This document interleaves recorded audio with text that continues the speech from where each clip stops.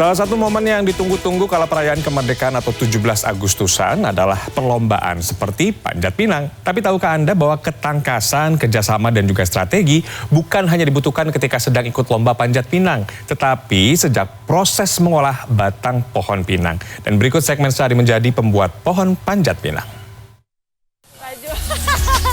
Karena bos-bos saya pada ngeliatin ini, aduh, harus benar kerjanya.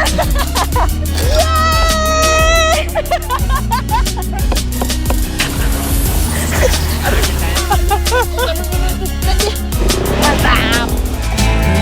Ada yang pernah ikut lomba panjat pinang? Lomba panjat pinang seolah menjadi salah satu tradisi yang tak lepas ketika merayakan momen hari kemerdekaan.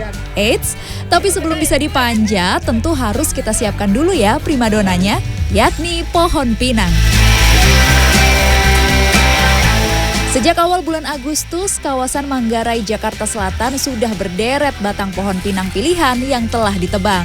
Batang pinang yang layak minimal memiliki panjang 9 meter dan berdiameter 12 cm. Selanjutnya lihat juga dari warna batang. Batang berwarna hijau cenderung memiliki kulit dan daging yang lebih lunak. Hal tersebut menandakan bahwa pohon tersebut tidak bisa dipakai berkali-kali. Pedagang menyebut batang pinang muda yang sudah diproses jadi pohon panjat cuma bisa bertahan 1 pekan karena akan kempis secara alami. Sementara batang yang berwarna kemerahan sangat cocok dijadikan pohon panjat karena lebih kuat dan bisa tahan lama, bahkan hingga 1 tahun ke depan. Karena kan pohon pinang kuat, nggak gampang patah, nggak ada sejarahnya pohon pinang patah. Kalau sekarang langka Mbak, kalau sekarang jadi kan ditebang-tebang terus, mungkin di sana pertumbuhannya lebih lama kali ya. Jadi lama sekarang. Kalau buat pengambilan dari Sukabumi sama Rangkas Bitung. Pohon pinang wajib dibersihkan terlebih dahulu dari lumut-lumut yang menempel. Sudah bersih dari lumut, mari kita mulai serut pohon pinangnya.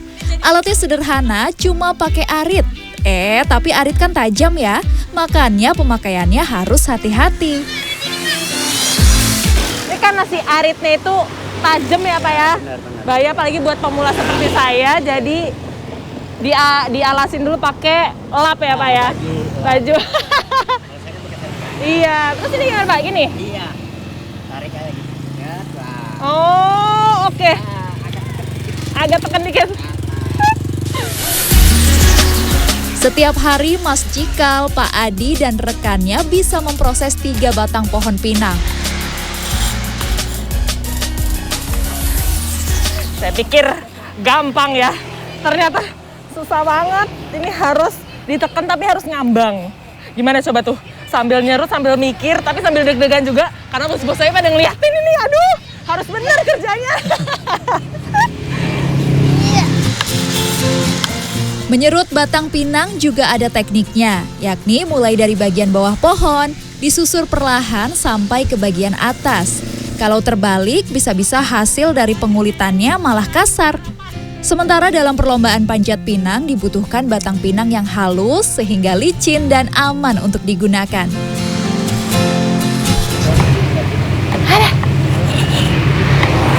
Ini baru sedikit aja, baru sebentar aja.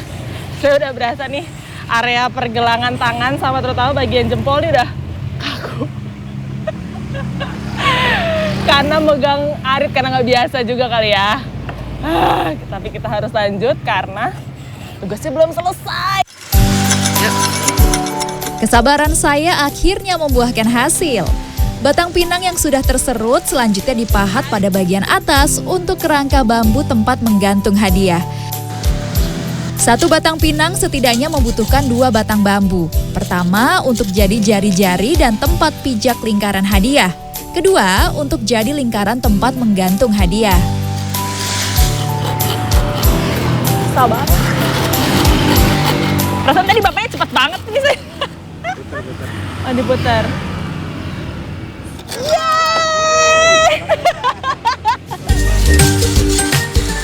Yes, akhirnya saya bisa memotong bambu. Serupa dengan batang pinang, bambu juga tidak serta-merta bisa langsung digunakan. harus disisik alias dibersihkan terlebih dahulu dari serat-serat bambu yang tajam. Ketika bambu sudah dipastikan aman, barulah kita bisa mulai membuat kerangka. Oh, yang ada miringnya di dalam. Jadi kecoklat semua. Oh ya. Salah dong. Dagelan terus nih. Di sini ya. Mantap, ini adalah kolaborasi pekerjaan yang menggunakan otot dan otak. Harus ada 4 titik pahatan menyilang untuk membuat 2 lubang dalam pembuatan awal rangka sehingga pahatan di sisi atas menembus sampai ke bawah.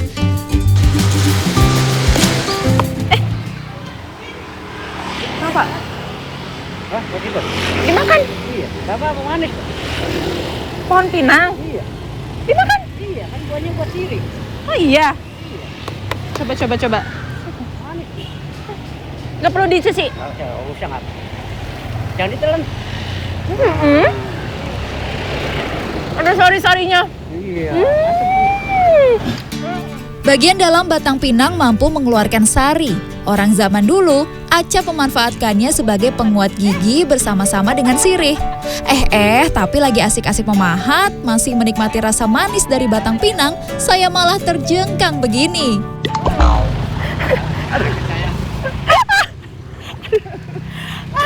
Itu nggak kena air itu. Aduh. Duduk dulu.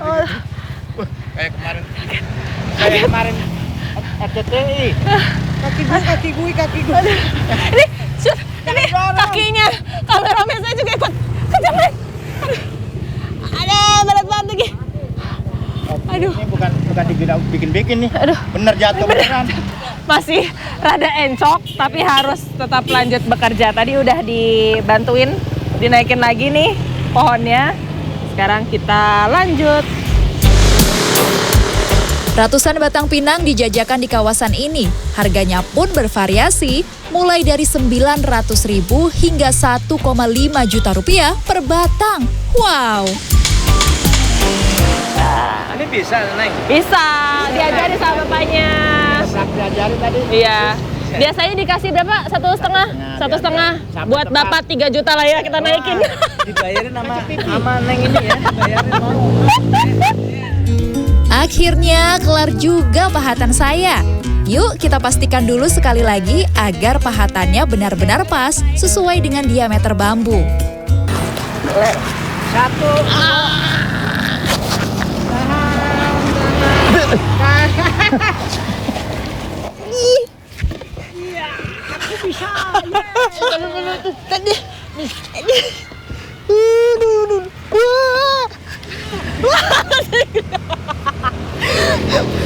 Aduh, hampir jatuh kedua kalinya. Oke, ini kalau nggak salah bapak-bapak ini, encok lah saya ini.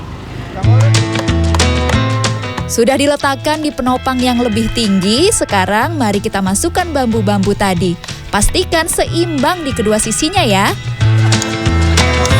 Sip, saatnya memasang bambu yang sudah dibentuk lingkaran untuk melengkapi kerangka gantungan hadiahnya.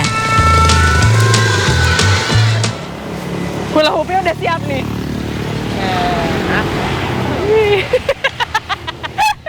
Bukannya kerja malah main-main. Tak hanya tali rafia, namun lagi-lagi kita memerlukan bambu untuk membantu merekatkan rangka. Harus yang kuat ya, agar kerangka mampu menahan beban hadiah yang tergantung di sini. Kerja karyawan baru malas banget. Waduh, maaf Pak. Ini ngapain lagi nih Pak? Plus. Jam plus, halusin. Baru juga minum nih Pak, belum habis. Lanjut kerja nih ya. Udah digaji, harus kerja siap. Taruh dulu dah. Di amplas. Sampai apa nih Pak? Halus. Sampai halus. Tahu dah nih halusnya kapan. Wih, halus banget ini setelah diamplas. Biar makin berasa suasana kemerdekaannya, kita lanjut berjuang lagi ya, menyelesaikan pekerjaan ini. Sedikit lagi.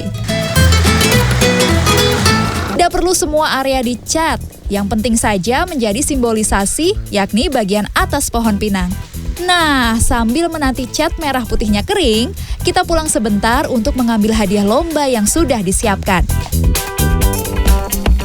Kira-kira pemirsa mengincar hadiah yang mana nih? Sepatu, tas, rak multifungsi, atau kotak rahasia lainnya? Hehehe. Mumpung sudah selesai membungkus, mari kita kembali ke tempat kerja. Bapak, aku udah bawa banyak nih. Ada. Aku ambil setengahnya. Nah, ini ya Pak ya, gantung-gantung ya. Oke. Sip. Hadiah-hadiah kita gantung pada bambu lingkaran luar sebab bambu bagian dalam berfungsi sebagai pegangan dan pijakan peserta lomba yang berhasil memanjat.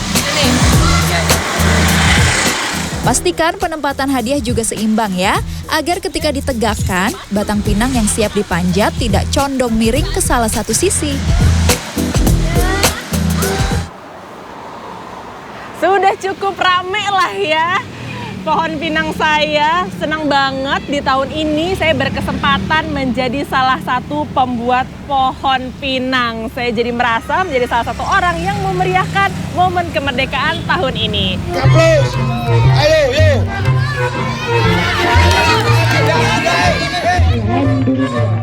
Batang pinang yang telah selesai diproses siap untuk dijual. Nantinya sebelum dipanjat, panitia lomba akan melumuri batang pinang menggunakan pelicin atau pelumas agar menjadi tantangan para peserta lomba. Clarissa Aradia, Maria Oktober, Jakarta.